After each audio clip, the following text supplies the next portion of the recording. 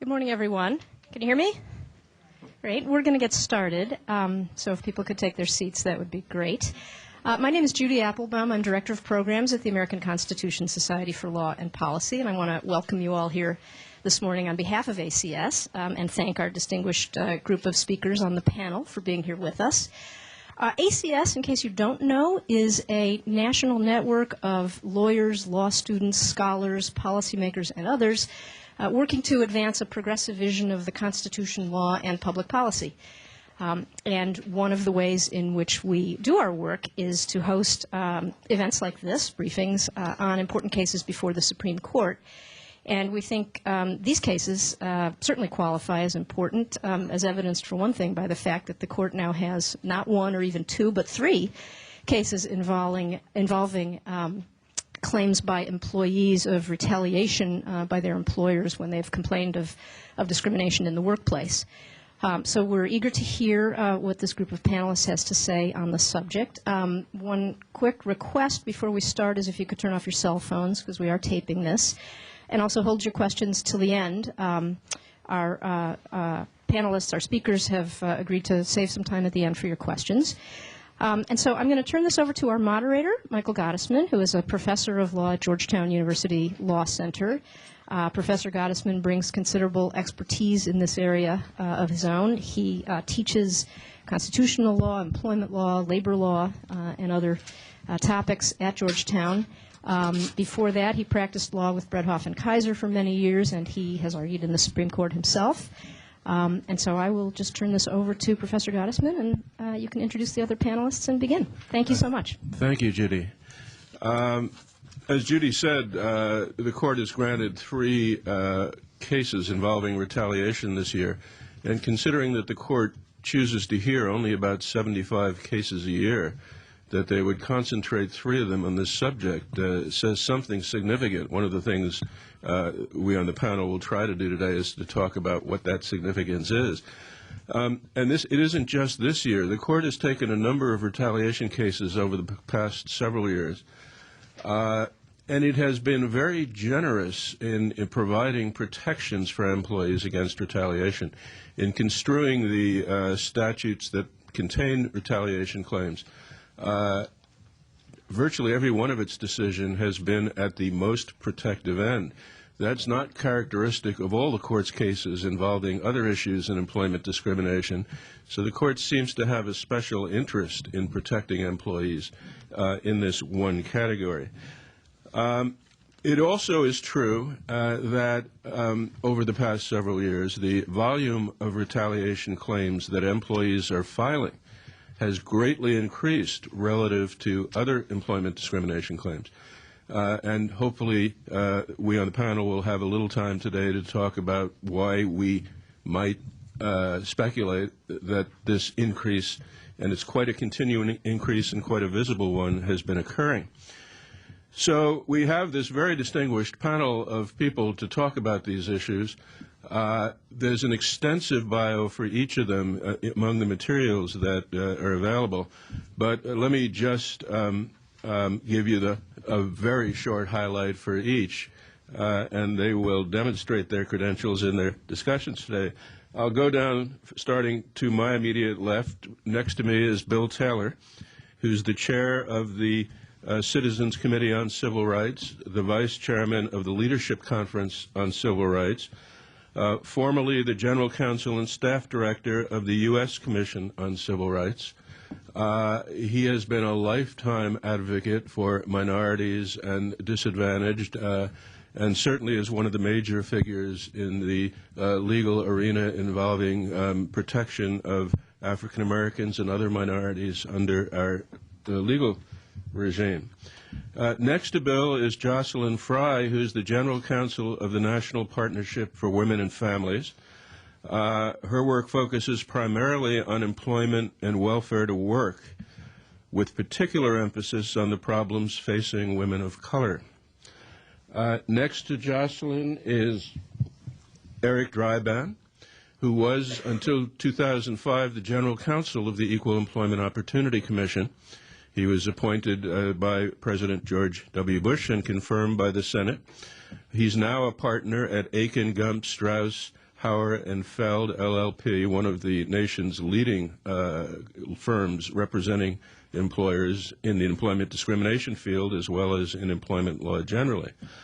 And at the far end is Daniel Corman, an attorney with the AARP Foundation litigation, who represents workers in age and disability employment discrimination matters on a broad front.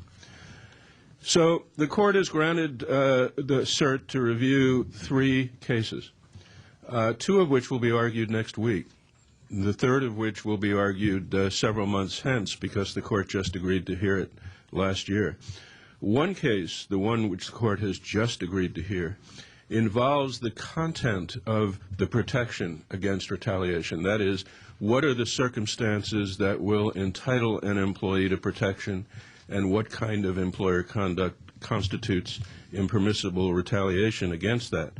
That case is called Crawford, and we'll talk about it first, even though it's going to be the last to be argued, because it's the one that, by talking about what retaliation is, will provide a framework for the other 2. The other 2 cases involve the question whether retaliation is a claim that employees can make under 2 statutory schemes that haven't been addressed yet. There's no question that employees who are bringing lawsuits under Title VII of the Civil Rights Act can bring retaliation claims. Title VII has an express anti-retaliation provision. That's true generally as well of the Age Discrimination Act and the Americans with Disabilities Act. But in one of the 2 cases the court will hear next week, a case called CBOCS West. The question is whether there is a cause of action for retaliation under Section 1981. Section 1981 is the modern embodiment of a statute that was enacted immediately after the Civil War and which has operated as a parallel source of protection for racial minorities against discrimination in employment as well as in many other areas. And the court has not, until now, expressed a view on whether implicit in Section 1981 is a protection against retaliation. That's one of the issues they'll hear next week. And the other case they'll hear next week, a case called Gomez-Perez, arises under the Age Discrimination Act. Now, generally, employers covered by the Age Discrimination Act are forbidden to engage in retaliation. It's clear that private employers and employers of state and local governments are forbidden to retaliate, and employees can sue if they do. But the case the court will hear next week involves the question whether federal employees can bring a retaliation suit against their employer, the federal government. And that issue, there is no yet clear Supreme Court decision on, so we will get the answer to that. But as I said, we'll start with the Crawford case because it is a case that deals with the content of the protection against retaliation. And Jocelyn Fry will get us started by describing the case and commenting about it. Thank you, and good morning to everyone. It's a privilege to be here on such a distinguished panel. I'll get started in talking about one of the first cases, Crawford versus Metropolitan Government of Nashville. A brief history about the facts. Vicki Crawford, who's the plaintiff, was a 30-year employee for the Metropolitan Government of Nashville, Tennessee. At some point in 2001, a person in the legal department of the Metropolitan Government heard from somebody that the gentleman who was head of the Employee Relations Office was apparently making improper remarks and was essentially accused of sexual harassment. This was, I think, made worse by the fact that this is the person who was supposed to, in fact, investigate claims of harassment. And he was apparently making remarks to a number of people. And so they asked somebody to investigate these sexual harassment complaints complaints, and they assigned somebody from the Human Resources Department to investigate the complaints, and she in turn called in a number of administrative personnel, including Ms. Crawford, to ask them questions about whether or not, in fact, they knew of any allegations of sexual harassment. And at least 3 of the employees confirmed that, in fact, this person had engaged in sexual harassment, had made a number of inappropriate comments and remarks and gestures, and confirmed the anecdotal reports that apparently they had received. At the conclusion of that, apparently, they concluded their investigation. They concluded that there was some truth to it. There seems to be a difference of opinion about to what extent they agreed that all of the complaints were accurate, but they apparently concluded that the harassment did happen. There's no record that there was any disciplinary action taken against this person, but there were some diversity, sort of harassment trainings, things of that nature put in place. A few months later, Ms. Crawford and 2 of her colleagues who had participated in the investigation were fired, and she was fired for alleged improper activities, but those are things that she disputes, and she says they were later proven to be untrue. And she filed a complaint making the basic argument that she was fired in retaliation for participating in an investigation against challenging sexual harassment and sex discrimination more broadly. And the district court threw out her case, arguing, in fact, that her conduct was not covered by the law. And the law in this case is Title VII, the main employment discrimination law that people often rely on for bringing sex discrimination cases, among others. The case was appealed to the Sixth Circuit, and the Sixth Circuit reached the same conclusion, and that case was then appealed to the Supreme Court, and they will hear it sometime in the near future. As has already been mentioned, the case puts squarely before the court what constitutes retaliation in the context of Title VII. Title VII has a clause, Section 704A, that prohibits retaliation. And to explain it in sort of its simplest terms, there's sort of 2 facets of it. One facet of it says that you can't discriminate against somebody who opposes some unlawful practice that's made unlawful by Title VII. You can't discriminate and fire somebody who says, I don't think you should sexually harass somebody or racially harass somebody. So that's what they call the opposition clause. The second clause that people focus on is something they call the participation clause. And essentially what it means is that you can't, again, discriminate against somebody who assists or participates in or who is involved in some way in an investigation of a sexual harassment complaint or some other unlawful practice made unlawful by Title VII. And the Sixth Circuit in particular, in their analysis, concluded that neither of those clauses covered Ms. Crawford. They asserted that she wasn't covered by the opposition clause because she had never sort of formally opposed the sexual harassment that was alleged. She had not done anything or said anything and was brought in an investigation. So they concluded she hadn't done enough to be covered by the opposition clause. The participation clause, they concluded she wasn't covered because they said the only way that gets triggered is if there's actually a formal complaint that's been filed with the EEOC, the agency that investigates these type of complaints. And because there was no formal charge filed at the time, they said there's nothing to trigger Title VII. From our perspective, the court didn't get it right on both counts, and we hope the Supreme Court makes clear that, in our view, both of those clauses should have been broad enough and read broadly enough to cover her.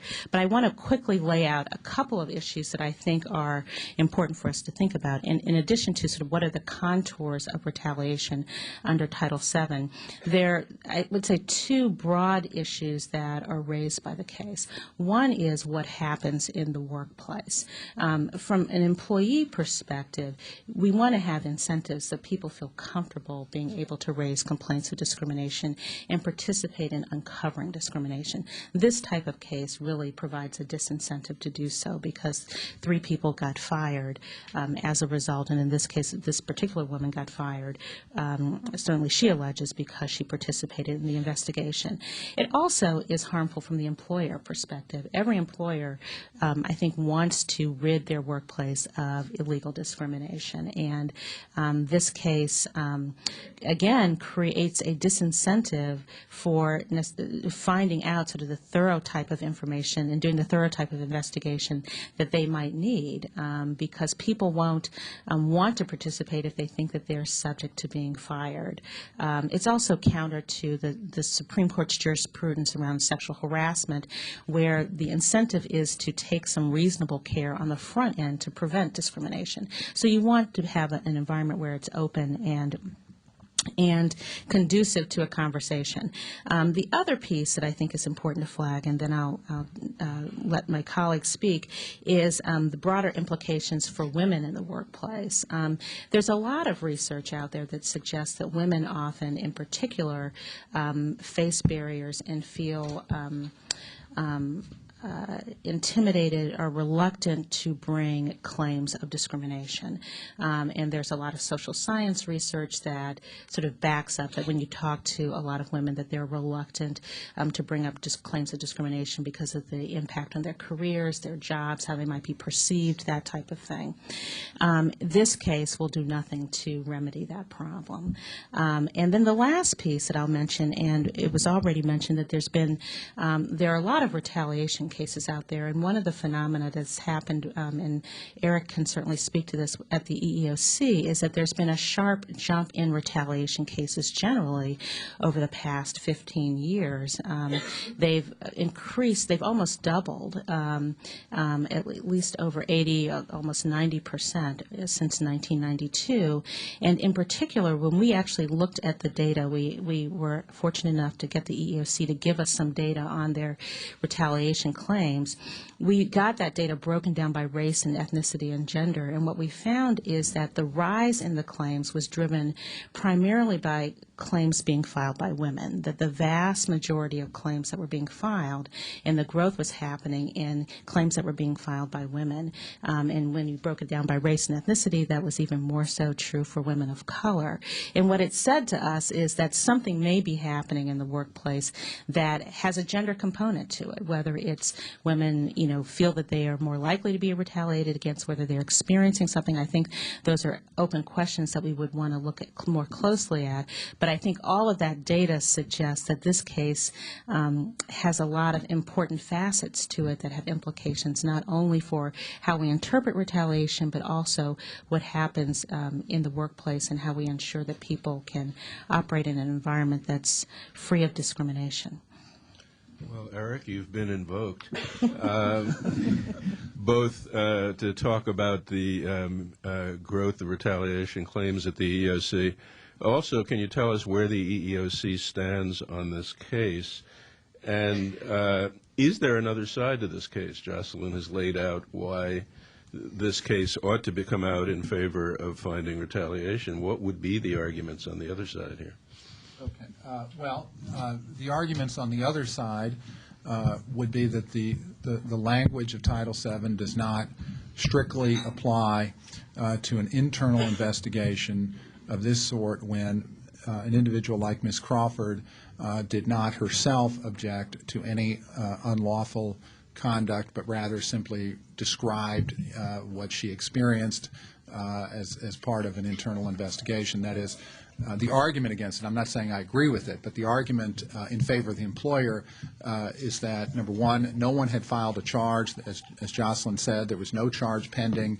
There was no EEOC proceeding. And the statutory language says that the statute protects only investigations under this subchapter referring to Title VII, and that generally means investigations by the EEOC, not by private entities. With regard to the so-called opposition clause, the argument in favor of the employer would be that Ms. Crawford herself did not object to any unlawful activity. As I said, she just simply described what happened and didn't make an allegation that there was any kind of illegal activity occurring. Having said that, my own view is that those are the losing arguments in this case for the reasons that Jocelyn identified.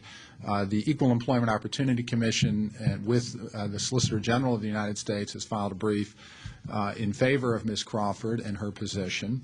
The government has asserted, and consistent with the EEOC's general guidance, that both the opposition clause of Title VII and the participation clause apply to this case and protect, or should have protected, Ms. Crawford from what she alleges was unjustified or unlawful retaliation by the employer. In particular, just a couple of things. Let me say, in 1998, the Supreme Court issued a pair of decisions that created, in effect, an affirmative defense for employers and enable employers in harassment cases to avoid liability when there is no tangible employment action if the employer can demonstrate that it exercised reasonable care to prevent and correct promptly the alleged harassment or unlawful activity, and the employer can demonstrate that the plaintiff employee unreasonably failed to take advantage of the employer's remedial process. And I think what the government is saying here is that, on behalf of Ms. Crawford, is that internal investigations, in effect, were created by the Supreme Court when it, in effect, made up this affirmative defense. The affirmative defense in its 1998 decisions is not contained anywhere in Title VII or any other statute. It was simply a creation by the Supreme Court of an affirmative defense, and as a result it has provided an enormous incentive for employers to correct promptly any kind of alleged harassment, to investigate allegations of harassment, as this employer did, and as a result it is in effect grafted onto Title VII an additional proceeding, or in the language of the statute, an investigation under this subchapter that I believe the Court will say will protect individuals like Ms. Crawford. On the so-called opposition clause question, the question, I think, is easy in this case because Ms. Crawford testified that she felt uncomfortable with what she described as harassment, sexual harassment of a very graphic nature, and she also testified in the case that when she cooperated in the company's or the employer's internal investigation, that she believed that she was testifying against the harasser. That is, she was doing more in this particular case than simply describing a set of facts. That is, she was affirmatively telling the employer that these facts made her uncomfortable, that she was testifying against the employer, against the alleged harasser. And under the EEOC standards, I think this would be covered as both as opposition to a practice made unlawful by Title VII, a practice in this case which would be sexual harassment. So the government is on the side of Ms. Crawford in this case. That is, the government in the form of the EEOC and the Solicitor General's office. I predict the Court will rule in Ms. Crawford's favor. The Sixth Circuit standard, which is that opposition to unlawful activity must have, quote, consistent opposing activities, is not found anywhere in the statute, and I do not believe the Supreme Court will read the statute that way. And finally, I suppose in response, Mike, to your comment about why retaliation claims have gone up at the EEOC, I don't know the answer to that, but I would defer to Jocelyn's study about that. I will say that retaliation claims are among the most serious kinds of claims that anyone can bring, and I will say as well that retaliation claims are among those types of claims that the EEOC itself uses as a priority in its litigation program, primarily because the enforcement of Title VII and the other anti-discrimination laws rely upon people reporting either to an employer, as it happened in this case, or to the government allegations of unlawful discrimination, and the enforcement of the anti-discrimination protections relies very heavily upon the unfettered and uninterfered with process that Congress has set up at the EEOC, at the Department of Labor, and other parts of the government to investigate and remedy alleged unlawful discrimination. And for those reasons, I think these are very serious issues, and I think it's, in particular, is why the Supreme Court has, as Mike said, has repeatedly read the anti-retaliation protections fairly broadly, and in many cases even more broadly than even the statutory language might suggest, and I think they'll do that here. Other comments?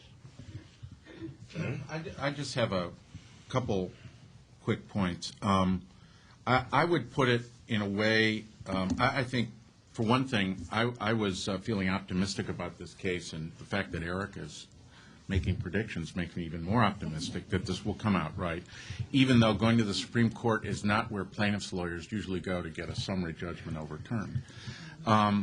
In that regard, from a sort of practical perspective, I will say retaliation cases have lots of attractions to the lawyers who have to struggle in the courts to win employment discrimination cases. And two of those are that you don't have to prove the underlying discrimination in order to prevail. And also the fact that there's a certain aspect to these cases that involve frequently a real nastiness, a punitive aspect that you don't always get in a he said, she said, literally in a gender discrimination case. But in any kind of employment discrimination case, you don't find overt acts of discrimination, so-called direct evidence very often. You don't find blatant smoking gun evidence. But retaliation cases tend to be the kinds of cases where you do find some more of that, and so they have a real jury appeal. That may be a factor, but I'm not sure that explains short-term trends. But I think as the law gets tougher in many areas, retaliation cases retain some jury appeal and so forth. And I would say on the Farragher-Eller point, I would just add that it strikes me that from I don't know if it's fair to categorize everything conservative, liberal, or progressive, and I don't know what the opposite is. But if, to the extent that Farragher and Eller have really been cases that have established protections for employers, given them safe harbors, given them specific things they can do to avoid liability in sex harassment cases, a finding for the defendant in this case would kind of undermine that. Because what you would be saying is employers have this safe harbor as long as they have an internal investigation, as long as they have a sex harassment policy, as long as they exercise reasonable care, they're protected, except that the people who are expected to provide the evidence in the complaints can be fired. That seems to me undermines the whole structure of this internal investigation and affirmative defense. And it may be actually that if you're a conservative justice, you want to take this case, in a sense, to preserve these earlier decisions. So there's a way in which this case is really sort of a ruling for the plaintiff here really would be a pro-employer ruling to preserve these safe harbors for firms. Do you want to say it? My turn? Yeah. Well, first of all, I'm delighted to be with all of you here this morning. My job is to talk about I'm going to call it the Cracker Barrel case, because that's what... No, I mean on this one, because I have one more thing to say about this one. Then oh, we can okay. get you going on Cracker Barrel. No, I have nothing to say Okay. about this one. Just one other thing, a clue as to why I think it's, as everybody here I think is suggesting, it's quite likely the court is going to rule that what the employer did here is, assuming it can be proved, is improper. This is not a case that you'd ordinarily expect the Supreme Court to take for a couple of reasons. What the court often does when the United States is not a party to a case, before it decides whether to take it, it asks the United States to file a brief to give it advice on whether this is a case worth taking. And the United States filed a brief saying, we think you should take this case, even though this case is not one that you would ordinarily take. This is an unpublished opinion of the Sixth Circuit. It means it's going to have no precedential value. Nobody's going to ever know it's around or there. Now, normally the court takes cases where there's some, issue, and a court has issued a decision that might be very important, and if it thinks it's wrong, it will reverse it. But here there was no reason to take this case for that reason. What's more, said the United States, this is not a case where there's a conflict among the various circuit courts of appeals, because the precise issue presented in this case has not arisen in any other courts. A situation where an employee did not come forward to complain, and where the investigation was not one that was taking place after a charge was filed. Nevertheless, said the Supreme Court, said the government, this case is so wrong that you ought to just take it and say this case is wrong. And indeed, the court did take it. So it's hard to imagine why they would have taken this case except to issue a ruling that says you can't do that. And it's, again, consistent with the trend in which they've appeared to be extremely protective of retaliation claims. So now we move on to the second case, that Crackle Barrel case, and Bill Taylor is going to present that one for us. Thank you, Mike. I really have no idea why the court took Crawford, but your theory sounds plausible. There's also a question about why the court took the Cracker Barrel case, because there's no conflict in circuits there, and I think I'll save to a later part of the proceedings any speculation about why they may have taken it, because it would fall under the heading of rank speculation. I have no objective evidence. The Cracker Barrel case, as Mike indicated, involves the issue of whether the Civil Rights Act of 1866, Section 1981 of the Civil Rights Act of 1866, prohibits retaliation against employees. I think I was chosen because of seniority to handle the oldest civil rights statute, but speeding through a century or more than a century of history, that provision, which said initially, essentially, that all persons shall have the same right to make and enforce contracts as white citizens, rapidly fell into disuse after Reconstruction, because the 14th Amendment, the Equal Protection Clause of the 14th Amendment required state action. So this was interpreted where you had private employers not to cover them, because the 13th Amendment, which prohibited badges of slavery, was not thought to cover matters such as this, and the Privileges and Immunities Clause didn't apply. So for the better part of, or for the rest of the 19th century and into the middle of the 20th century, there was no application in areas like this. And then along came the Warren Court in the 1960s and breathed new life into these Reconstruction statutes by holding, for example, in Runyon versus McCrary, that private schools could not discriminate on the basis of race against African Americans and other groups, and by holding that there were other rights under Section 1982 to acquire property.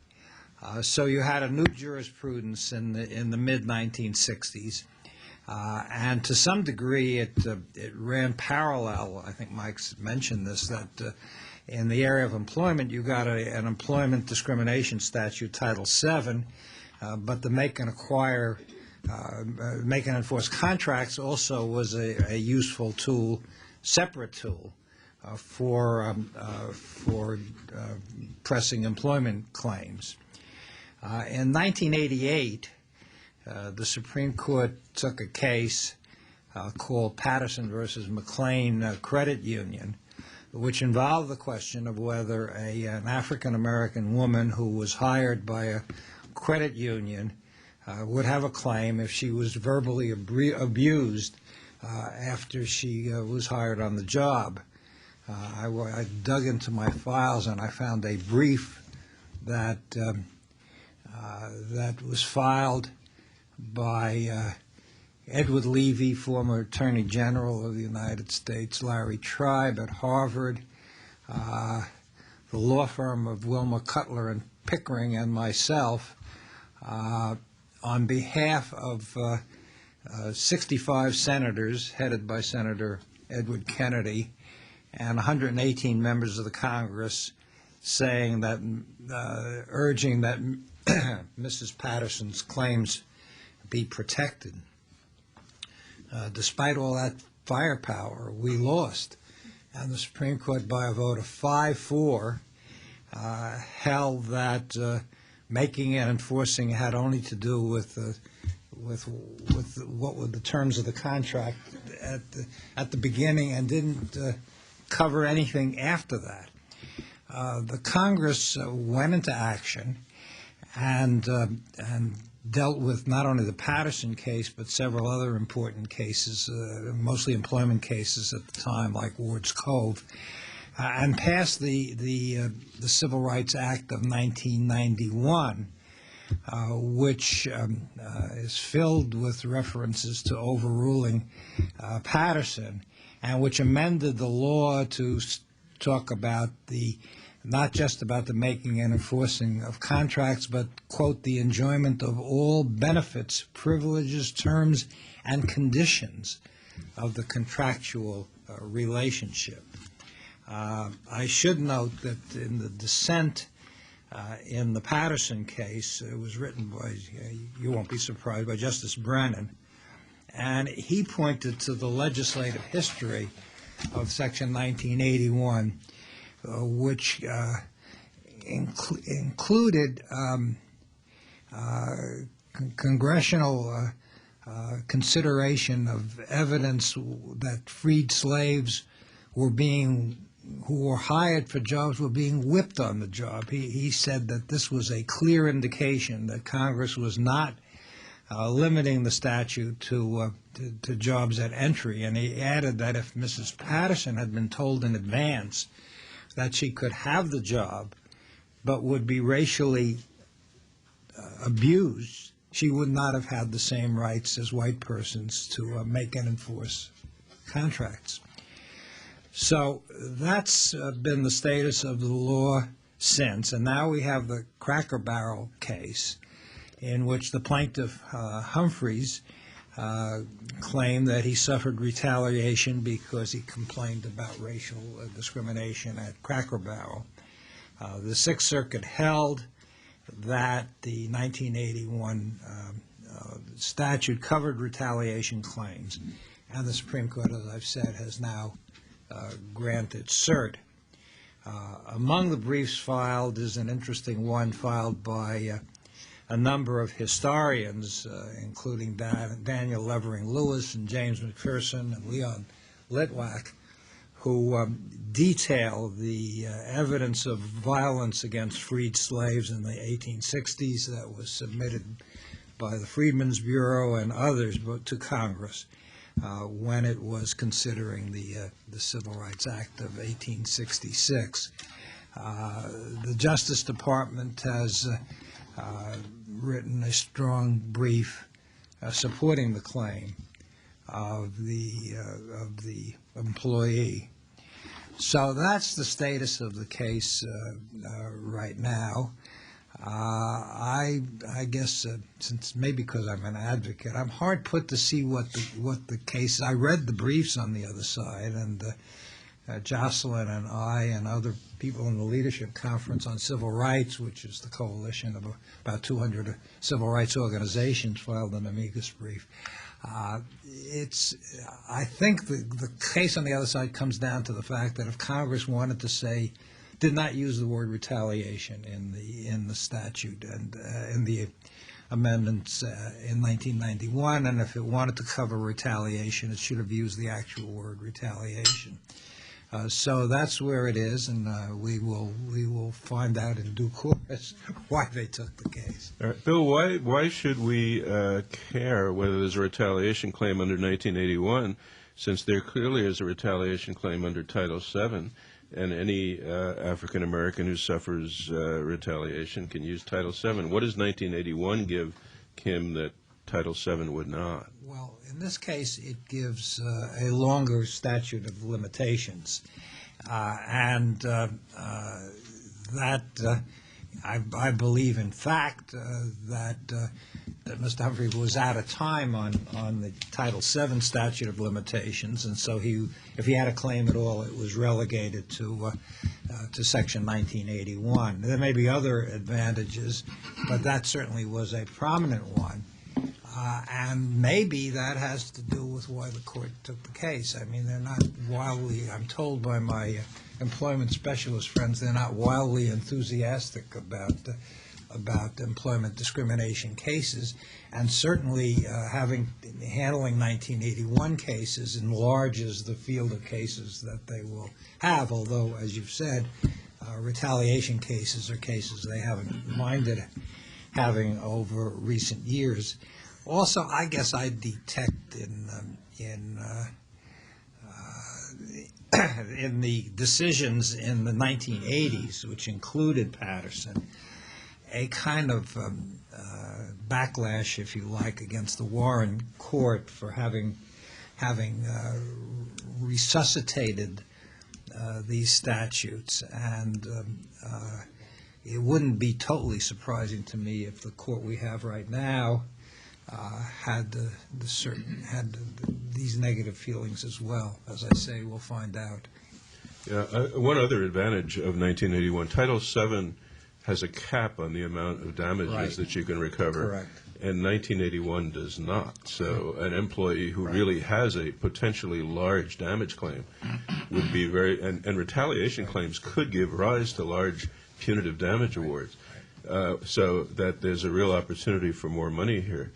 Now, you alluded to, Bill, but you didn't then describe some possible speculation as to why the court may have taken this, given that a couple of years ago, in a statute not in the employment area, but one that is in some ways similar to 1981, the court found a retaliation claim even though retaliation wasn't mentioned in the statute. Right. And all the lower courts have assumed that that meant the same thing would be true for 1981. Now, what is there in the last 2 years that might explain why the court could come out differently on this issue than it did 2 years ago under a different but similar statute? Well, that was the Jackson case under Title IX. You may have some more solidly based speculation than I do. I mean, the fact is that the court has been clamping down on the assertion of rights claims in a variety of areas, and so while it recognized an implied right of action under Title IX on the part of victims of discrimination, Title IX being the act that says you can't discriminate on the basis of gender with the use of federal funds. More and more we are finding cases in which the court is sort of closing the doors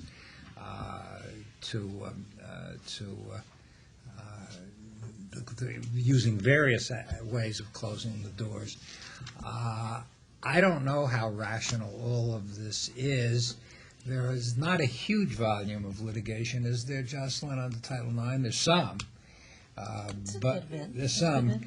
But again, I think the potential for litigation under employment discrimination litigation under the 1866 statute is probably larger. And if you want, as I say, if you wanted to restrain it, this would be a way to restrain it. I hope that's not the case. I hope the government's argument that they should, they should take it to affirm it. I once had a case. Had two school desegregation cases in the end of the 70s, Dayton and Columbus, where we had favorable decisions below. There was no conflict of circuits. The court took the cases, and Nina Totenberg told me I was toast, and I said no, and the court affirmed the decisions in the Sixth Circuit. So this is also the Sixth Circuit. So we'll see what happens. Was Justice O'Connor still on the court when Jackson was decided? She was. She was. She was. Yes. Well, there's that. Was it a 5-4 decision? It was indeed. Might that signify something? Other thoughts about this case, Dan? I think you're onto something, Mike, and I think it's very troubling. And I think the evidence that the Jackson case is at play and may be a reason why the court was so interested in this case is also suggested by the case I'm going to talk about in a minute or two, the Gomez-Perez case. In both of those, in the Court of Appeals, the decisions of both majority opinions, and then there's a real strong dissent in the Seabox case from Judge Easterbrook, they both talk a lot about Jackson and how broadly it establishes a principle that statutes that broadly prohibit discrimination without specifying retaliation as a kind of discrimination or a form of prohibited conduct, how broadly those kind of worded statutes encompass retaliation. And I really wonder, and it's sort of a theme of what I was going to say, the way this third case has been argued has evolved as the fear has, or the idea has blossomed that there's a move afoot to control the implications of Jackson, and you see that in the government's brief in the Gomez-Perez case, and in Judge Easterbrook's dissent in Seabox, that Jackson is being used for purposes that are wholly unprincipled and way beyond what the Supreme Court intended. If I could just add one thing, because what's been said reminded me that one of the things we said in the Levy Tribe et al. Brief in 1988 was the very purpose of Section 1981, like all other civil rights laws, is to change behavior and therefore expectations. The progress wrought by these laws is considerable and undeniable. The stability of decisions in this area is vital to successful the success of the nation's efforts to eliminate racial discrimination. Now, it would not be unheard of for the Supreme Court to effectively reverse a decision it made only a couple of years before. I think that happened in the flag salute cases way back. But it would be extraordinarily unusual for them to do that and wouldn't do much for the stability of the nation's laws. Other thoughts about that case? Eric? Yeah, I'll just say a couple things. First, with regard to the notion that I guess the theory is that because the court now has Chief Justice Roberts and Associate Justice Samuel Alito on the court, that there's some kind of assault on civil rights protections. To that point, I respectfully disagree, and in particular point to the Supreme Court's decision just a year and a half ago in a case called Burlington Northern versus White. And in that case, the court rejected the government's brief for an employer and noted that the anti-retaliation protections of Title VII are not limited to actions and harms that are related to employment or occur at the workplace. In other words, retaliation under Title VII, the court wrote, could be anything that an employer does against someone, even if it's outside of the employment setting. And I say that just to make the point that while there are some decisions that some people have criticized that the court has issued in the last 2 years, I think each decision ought to be taken on its own. I mean, my own view is that in the Cracker Barrel case, I think that generally this is a very easy case. I think the government's brief was right on the money, and that I think that if the court takes a different route in the Humphreys case, that is, if it rejects the government's brief and rules in favor of the employer here, that will signal a change in direction by the court. But the court is faced with a precedent from 1969, in a case called Sullivan versus Little Hunting Park, that interpreted a civil rights statute of the same era, the Civil War, post-Civil War era, and said that retaliation claims could be brought under 42 United States Code Section 1982 under very similar language as is contained in Section 1981. Of course, the Jackson decision just 2.5 years ago held that the phrase discrimination on the basis of sex includes or encompasses retaliation, and I think it's very likely that the court will do so here. as well. But we'll see, and I could be wrong in my prediction. But I only want to just make the point that in retaliation cases in particular, this court, led by Chief Justice Roberts in the Burlington Northern case, has continued the tradition of an expansive view of the anti-retaliation protections under the federal civil rights protections. Just a couple other points I want to make. One thing about Section 1981 is that distinguishes it as well from Title VII that has not been mentioned is that Section 1981 applies to any kind of contract. It is not limited to employment. Title VII is limited to employment. And so this decision, the Court's decision in the Humphreys case, will have ramifications both in the employment setting but also way beyond employment cases as well. Secondly, I will note that while it is true that Section 1981 does not use literally the word retaliation, neither does Title IX, as has been noted, neither does Section 1982, and neither does Title VII. The word retaliation does not appear in Title VII. It does not appear in the Americans with Disabilities Act. It does not appear in the Age Discrimination and Employment Act. It does not appear under the Fair Labor Standards Act and a whole host of other statutes that the Court has rightfully determined protect against retaliation. And I think the Court will do the same here, although if it does take a different tack, it will be indicative of a different interpretive approach than we've seen in retaliation cases. Just I have one. I'm not as optimistic as Eric that the Court is going to rule with the government in this case. And it's not because Chief Justice Roberts and Justice Alito are not sympathetic to protecting employees against retaliation. I think they are, and they've shown that by their votes. But I think they are not sympathetic to Section 1981, and for the very reasons that it's an end run around Title VII. After all, a modern Congress made the judgment that damages ought to be capped. A modern Congress made the judgment that the time limit for filing these claims should be short. And this 150-year-old statute is being used as a way of, in effect, trumping the decisions that more recent Congresses have made. And ratified in 1991. Yes, no, of course, that's right. But again, they didn't talk about retaliation when they did that.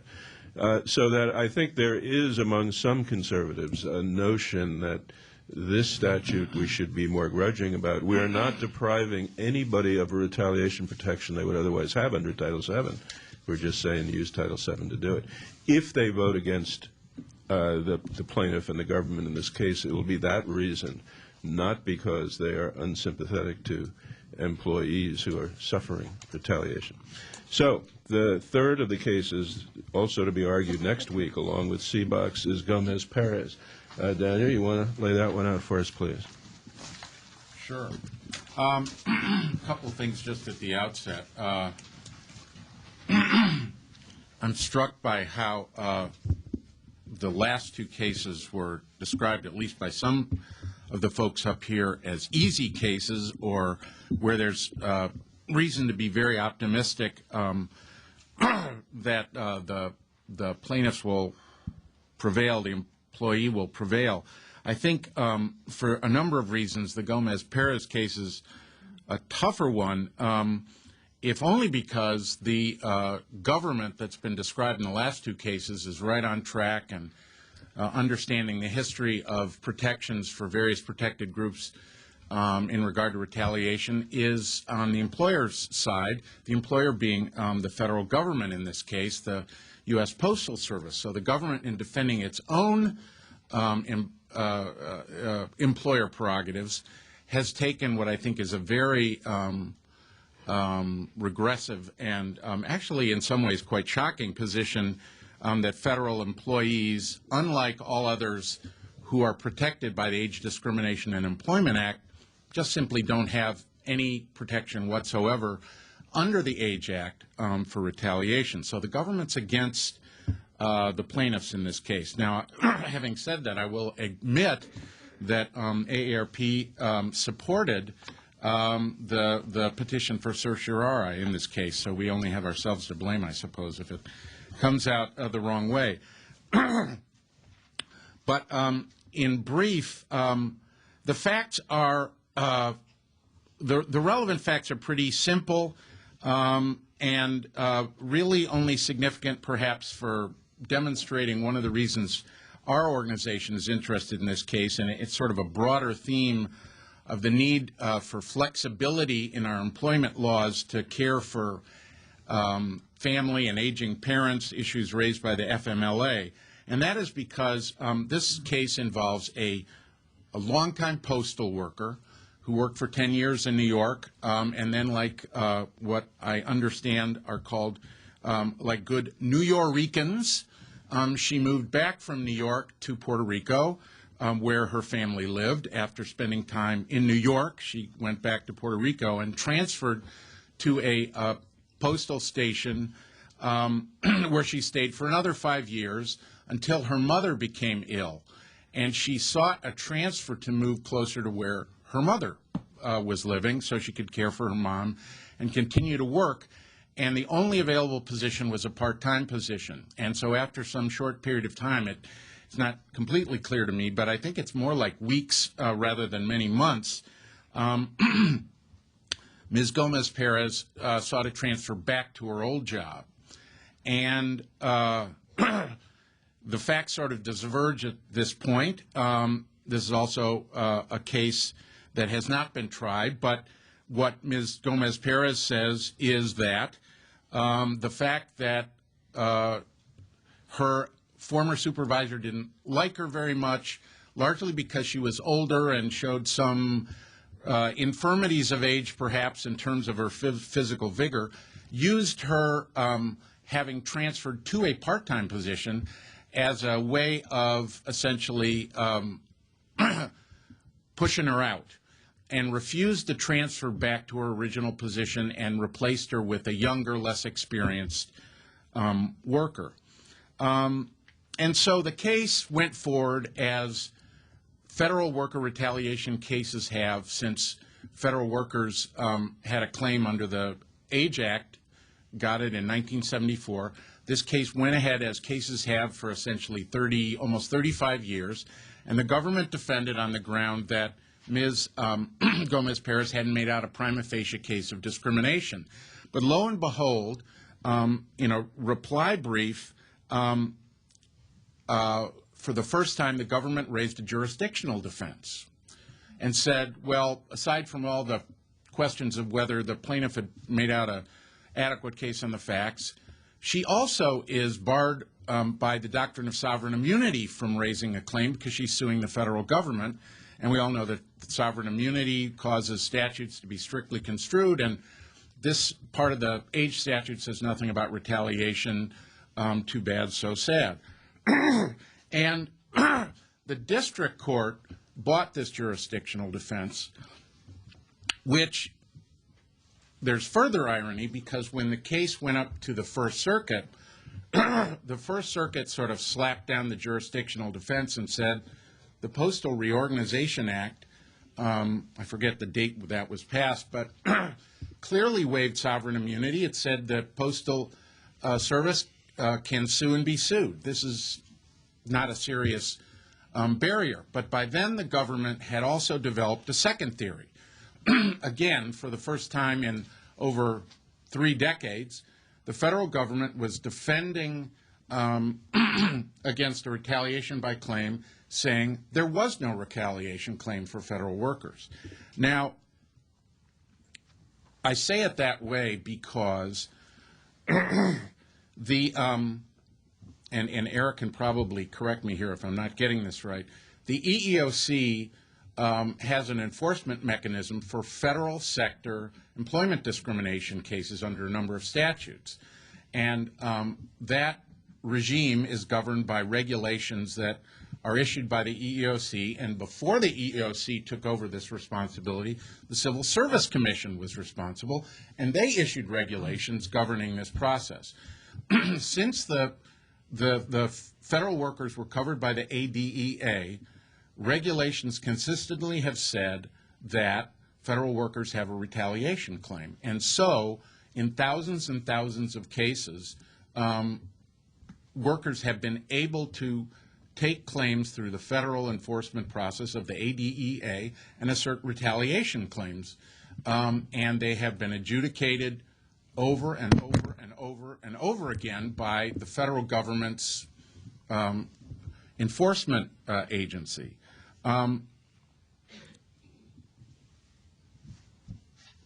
Notwithstanding that, the U.S. Attorney in Puerto Rico and then the Civil Division of the Justice Department developed this theory that because the portion of the ADEA that applies to federal workers does not refer expressly to either retaliation or words that have come to be interpreted to mean retaliation, there is no claim. Now, what's fascinating about this is that both Title VII and the ADEA have essentially two regimes for dealing with retaliation. And there is no question in any court decision, really, that Title VII covers retaliation against federal workers as well as workers at state and local government and the private sector. Private workers and state and local government workers under Title VII are covered by what the briefs in this case call the private sector provisions. And they are the ones discussed in the Jackson case, which were distinguished from Title IX because they go into detail about all kinds of various specific prohibitions, including words to the effect that retaliation is prohibited. But in 1972, Congress passed a different kind of provision to cover federal employees under Title VII. And the language it used essentially was that any personnel action by any federal agency or federal entity like the Postal Service shall be made free from any discrimination based on race, color, religion, sex, or national origin. That's it. Any discrimination, not just discrimination as in Title VII, any discrimination. So in language that says nothing about retaliation and is broader than the language in Jackson, Title VII established what courts have come to recognize as an anti-retaliation guarantee under the word discrimination. In 1974, 2 years later, Congress broadened the ADEA to cover state and local workers under the private sector provisions that, again, have an enumeration of prohibitions, and federal workers using language virtually identical to that was used to extend protection to federal workers under Title VII. Notwithstanding all that, the federal government now has taken the position that certain statutory provisions enacted 4 years later, in 1978, trump that language that was patterned after Title VII that everyone acknowledges, including the Supreme Court in a decision in 1981, said was intended to cover exactly what private sector workers get. So under Title VII, the feds and private sector, same protections. Supreme Court's acknowledged that under Title VII. But now the government's taken the position that, oh no, the ADEA is different because there's a provision in the ADEA enacted 4 years after this federal worker protection clause that in essence says nothing anywhere else in the ADEA shall be construed to affect the rights of federal workers. It's not completely clear what that means, but what the federal government now says is, almost 30 years after that statute was enacted, that all along federal workers have never had any rights to challenge retaliation. Now, the other aspect, I'm making this sound really outrageous because I think it is, but the aspect of this that gives some surface plausibility to the government's argument is that there are numerous regimes under which some federal workers have some rights under some conditions to challenge reprisals for making complaints of discrimination. So there have been civil service protections way back into the early 70s or even before that.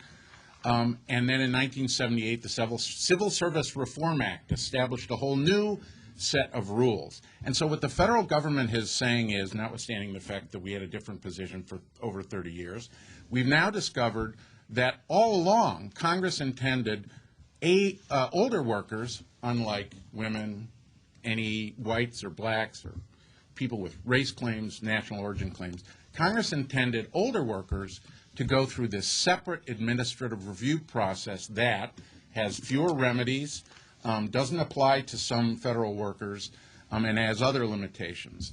So just stepping back for a second, why this case? Why now? It is quite mysterious, except I think this makes the point I was making earlier. The arguments that got this case accepted by the Supreme Court were Jackson is a simple case. 2 years ago, the Supreme Court said discrimination means and encompasses retaliation. That principle, I think, is got us perhaps a cert grant, but we are now focusing more on these analogies to Title VII and so forth and the lack of adequate alternative remedies, because I fear that Jackson principle was in fact too compelling and too much remaining on a knife's edge, as Mike has pointed out, in that I think there is a concern, and certainly on the part of the government in this case, that this principle could be replicated and expanded and applied to numerous other statutes. I'm not sure what they are. The government hasn't actually said that. But the notion is that this goes too far. Jackson was really about Title IX and not about any federal statute that broadly prohibits discrimination. I want to save time for questions, but Eric, do you want to respond briefly to this? Sure. A couple things. I respectfully disagree. I think this is the hardest case of the three by far, primarily because the statutory language of the Age Discrimination in Employment Act is very different when it comes to federal sector employees and retaliation claims than is the corresponding sections of Title VII of the Civil Rights Act of 1964. In particular, when Congress amended the Age Discrimination in Employment Act and added the protections against discrimination, it explicitly wrote that the section about federal employee discrimination protections, quote, shall not be subject to or affected by any provision of the Age Discrimination in Employment Act other than the federal sector employment section, and one section that defined it to be limited to persons age 40 and above. Unlike normal retaliation claims or typical retaliation claims, anyone could be subject to retaliation, whereas under the Age Discrimination in Employment Act, the anti-discrimination protections by statute are limited to persons age 40 and above. Also, by the way, the Title VII corresponding federal sector discrimination protections also incorporate by reference Title VII's anti-retaliation protections. That is not true of the Age Discrimination in Employment Act, and the two statutes, in my judgment, are different, and it would appear deliberately different in the way they were drafted and in certainly what they mean. Also,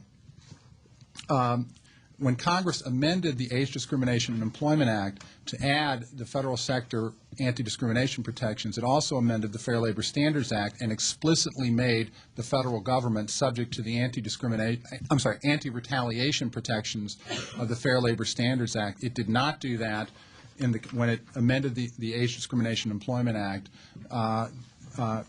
to create protections against discrimination. There also has been, as Dan pointed out, this kind of long tradition of protections under the Civil Service Reform Act and under this kind of personnel system theory that we see in the government's brief. The point being that it appears then that during the 1970s, when Congress was amending these various statutes, for whatever reason, I don't know why, but for whatever reason, Congress determined not to extend anti-retaliation protections to federal workers in age discrimination cases, but did so or thought that protections under the Civil Service Reform Act were sufficient. This is unique in the setting of any of the cases that we've talked about today, and I think this case is very different than the other two. With regard to the Jackson case, I think it's important to note that both in Jackson and the predecessor case that I mentioned earlier, the Humphreys case, that what both the statute at issue in Jackson, Title IX, and the statute at issue in Humphreys said was there was no explicit statutory cause of action. And what the Supreme Court has said repeatedly, first in 1969 and then in Jackson in 2005, is that when there is what the Court has described an inferred or implied cause of action, that the courts have more latitude to create what the courts deem it to be an appropriate remedial scheme, and that's why they did it, so the Court has said, in Jackson under Title IX, because there was no explicit right to sue or cause of action. The same thing is true in the 1969 decision under Section 1982, and I believe the Court will say the same thing about Section 1981 in the Humphreys case, so we'll see. So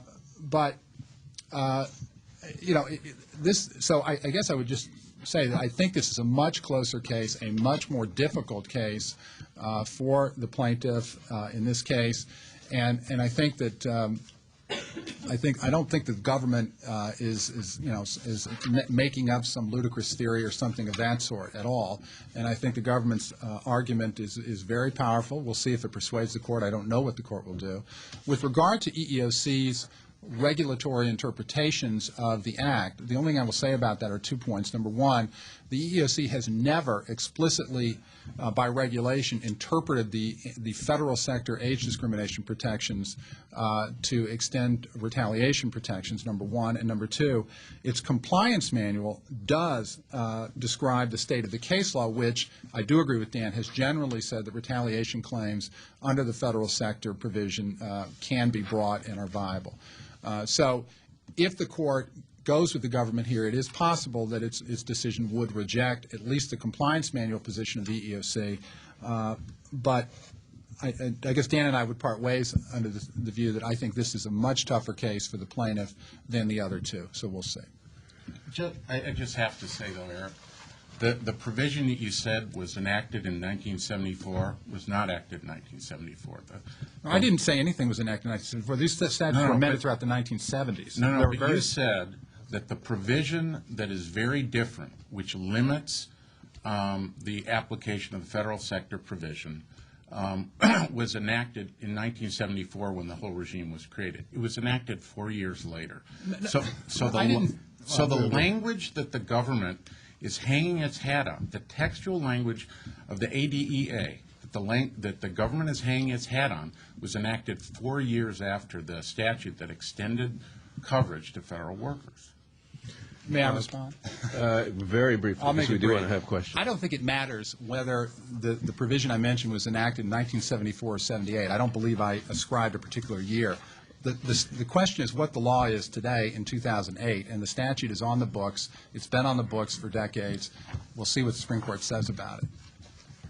Okay, so now it's time for questions from you all. We've got, since this is being recorded, we do want you to speak into a mic. We have mics on both sides of the room. If you'd raise your hand, the mic will come to you. And if you'd identify yourself and then ask the question. Hello, my name is Eve Takman-Giolu. I'm a columnist for MSNBC. One question on the last case you guys were discussing. So this is the first time then the government is claiming federal employees cannot bring retaliation claims under this statute? Is this the first time that they're claiming that's not allowed? In fact, there are court decisions from 10, 20 years ago, I can't remember exactly when, where the court notes that the government did not challenge that retaliation was permissible under the federal sector provision. So I don't know that, and there are briefs. Well, at any rate, as far as I know, this is the first time the federal government has taken that position. I'm not aware of any prior challenge by the government that asserts this theory. It's possible. I just don't know one way or the other. Any theories on why now? Why challenge it now? Well, I suppose the government wants to win its case. And, I mean, in fairness to the Solicitor General's office, which wrote the brief, and I worked with those people when I was in government, I think it also reflects their reading of the statute. So, I mean, I find their argument quite powerful in their brief. Now, we'll see what the court does, but they have a very persuasive or powerful argument, in my judgment, about the limits of the statutory language that's at issue in the case.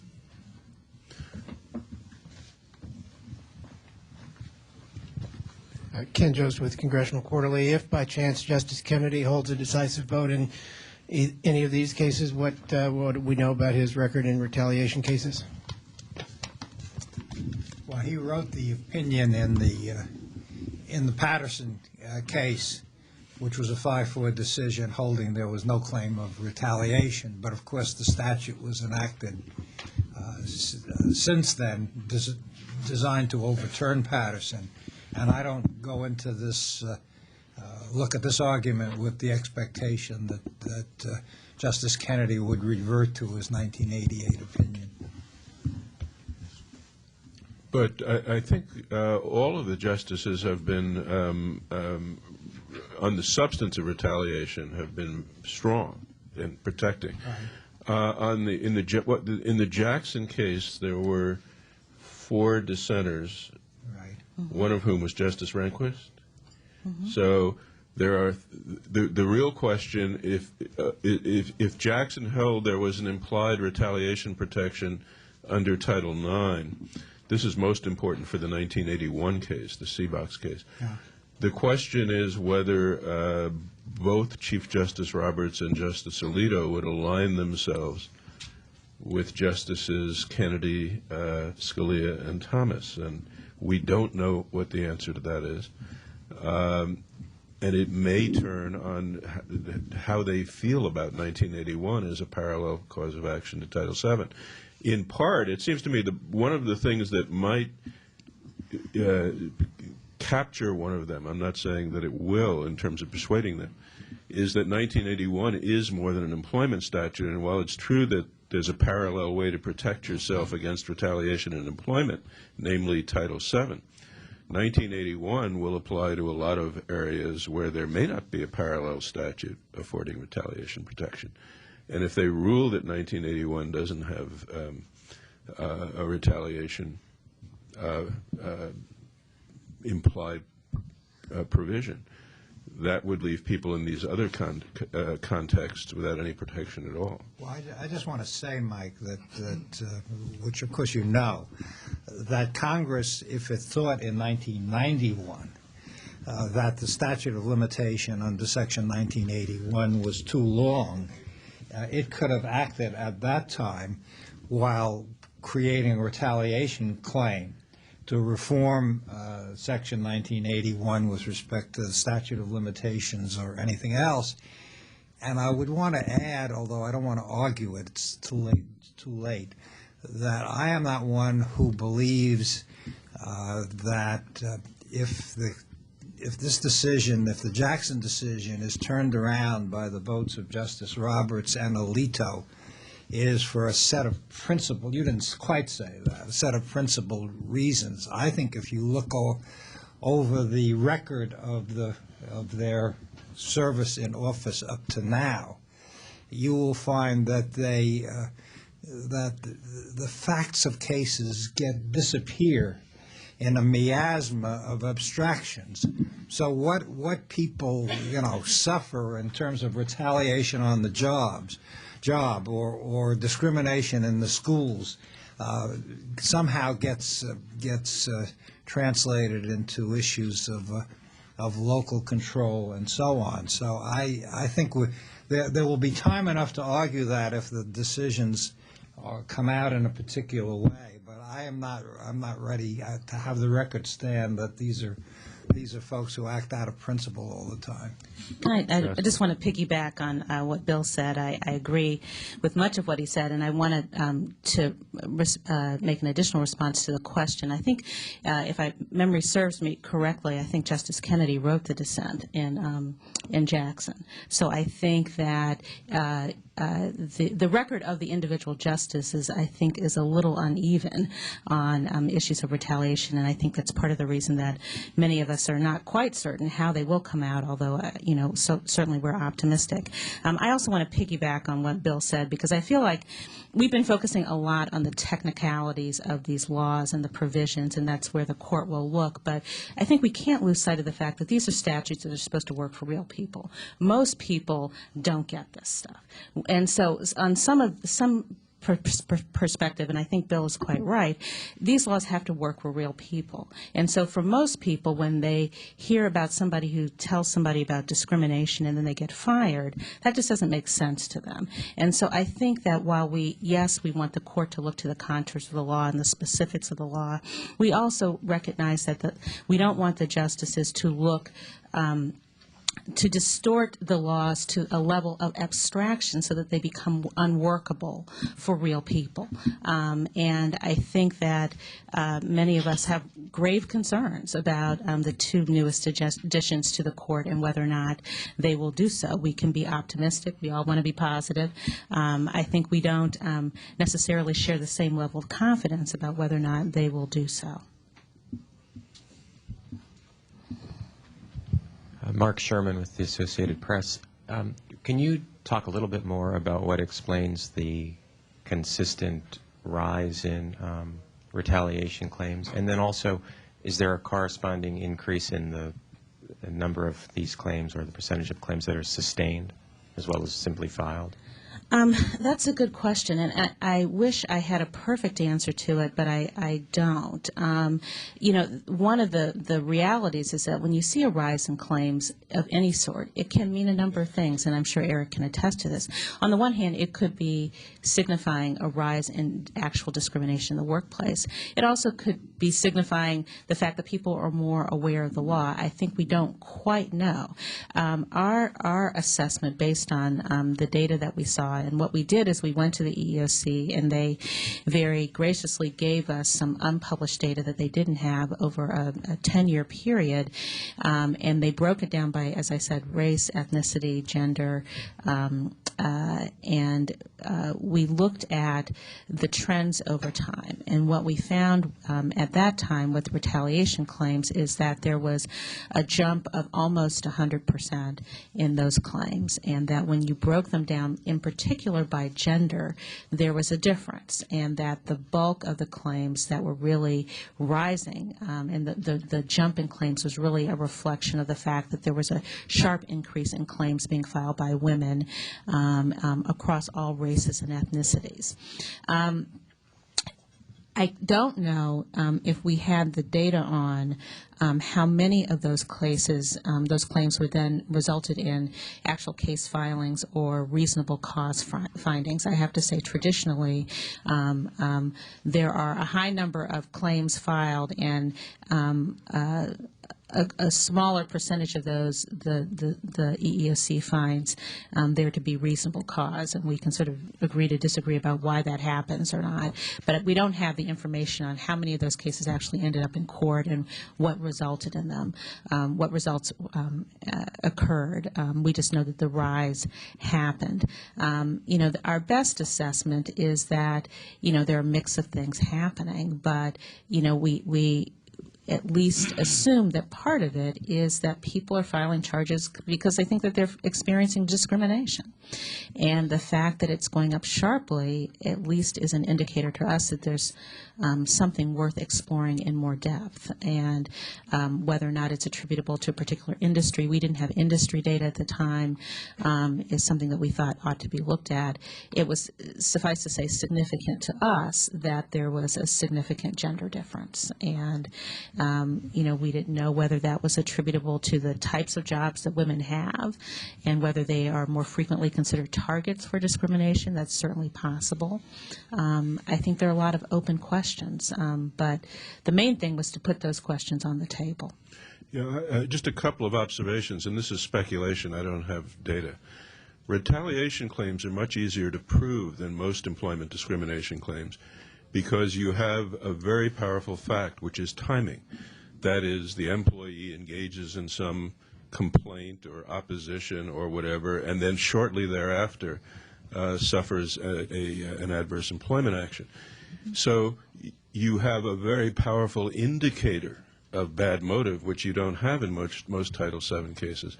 And therefore it would be predictable that those cases have a higher success rate than do other Title VII cases or age discrimination or whatever. Secondly, Jocelyn's data does suggest that retaliation may be more prevalent in sexual harassment cases when there's a claim of sexual harassment. than in other categories of cases. And that might not be surprising either when you think about the dynamics that are going on when somebody is being sexually harassed. There's going to be strong emotional reaction to that by the person who's charged, perhaps more than would be true of other Title VII cases. But this is, as I say, total speculation.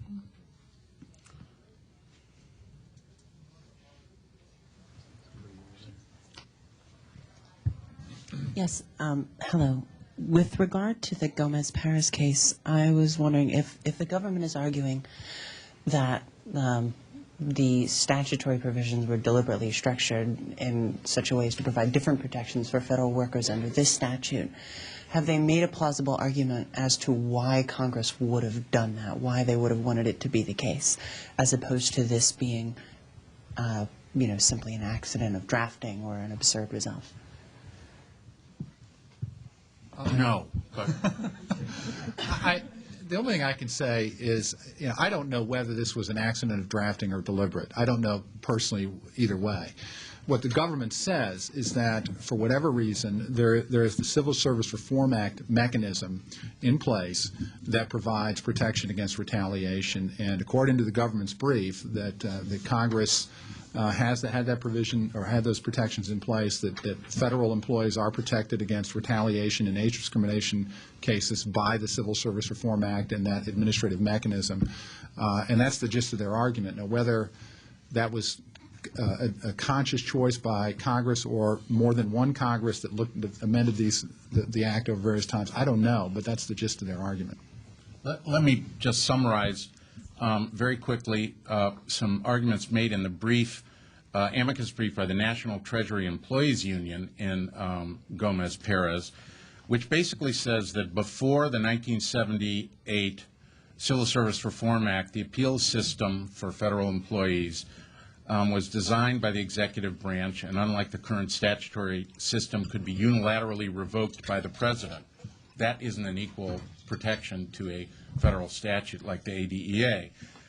Since 1978, an employee can appeal and pursue a case on his or her own only with regard to 4 specified adverse actions: removal, suspension over 30 days, furlough without pay, reduction in pay. Other than those 4 kinds of discrete claims, it's not up to them whether they can pursue claims for retaliation under the Civil Service Reform Act. They have no guaranteed right to judicial review under the Civil Service Reform Act, except in limited circumstances. The brief goes on to say that a sizable proportion of the federal workforce is not covered by these protections that are supposedly parallel, including all postal workers, and by the way, all TSA workers, all the people who work in the airports. I just think it's actually why I call this position of the government somewhat shocking. There's no explanation of why older workers would have been singled out for such paltry protection. And the only thing I can think of, and I don't want to make too much of this, but it would be embarrassing to take the position that retaliation would not be allowed under a Civil War era statute where that tried to deal with the situation where slaves became free and then turned around and tried to demand wages from their employers and were punished for asking for their wages. It would be embarrassing to say that women who are complaining about harassment aren't covered simply because they haven't filed an EEOC charge, when what you're then telling them is, go ahead and file an EEOC charge, even if you don't have a good case, because otherwise you're not protected by Title VII.